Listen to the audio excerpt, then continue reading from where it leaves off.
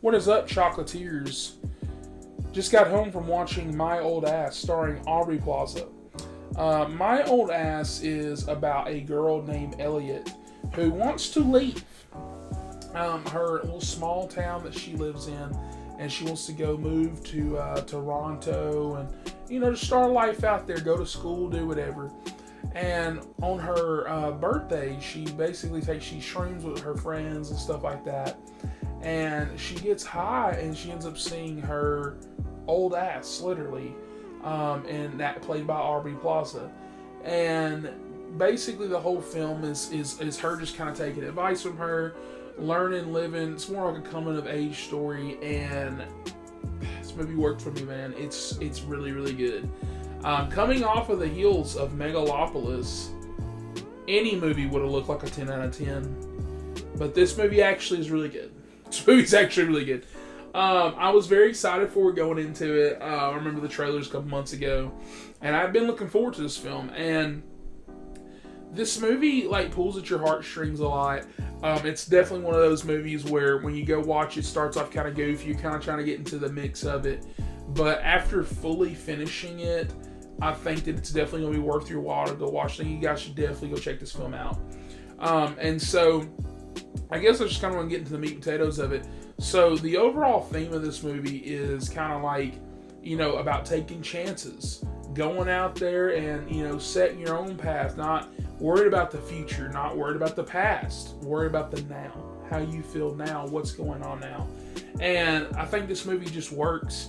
Aubrey Plaza is not in it as much as I thought she would be, which actually works for the movie, because when she's on screen, you got some good scenes, you got great emotional scenes with her, but the younger actress that plays Elliott, the younger version of her, the main character, she does such a good job. When, she learns that as she grows older, she's not spending much time with her family and stuff like that, and she decides to do this now before she leaves to go out into the world, it's kind of heartwarming, when you see her hanging out with her mom a little bit more, hanging out with her brother, stuff like that, learning about them.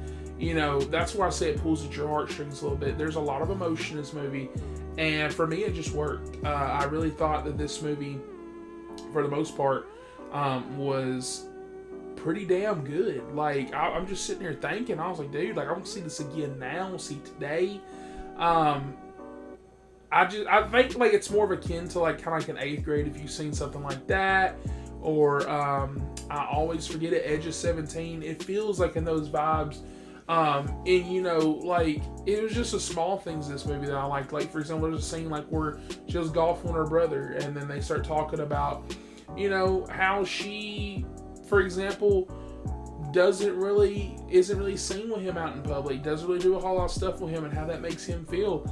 And it makes you kind of sit there and think, you do small things with your family, and you just always think they're going to be there for you, right? And, even though you don't need to necessarily worry about the future, you need to worry about the now. And you need to do what you can now with your family, with people that you love, stuff like that, instead of, being more selfish, more self-centered. And back to Aubrey Plaza, when she is in the movie, because like I said, she's not in it a whole lot like I thought she was based on the trailers and stuff. When she's in it, she gives that great performance. It's almost kind of what everybody was hoping Shazam 2 would be, because fucking Zachary Levi did not act at all like Homeboy did, and he just acted fucking stupid and dumb. And so in this movie, Aubrey Plaza, she acts kind of like an older version of Elliott, and she, there's funny scenes that they share together, and towards the end of the film, there's some more somber scenes that, like I said, it just worked for me. I think that everything is great about this movie. Everything is good about this movie.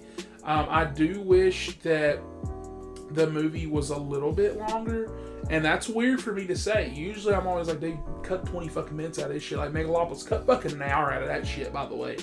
But I think that this movie would have been great, because I don't want to spoil it, but how I'm talking about how she's hanging out with certain family members and saying there's a few family members that she really doesn't do much with, and I wish she would have got some more time with them.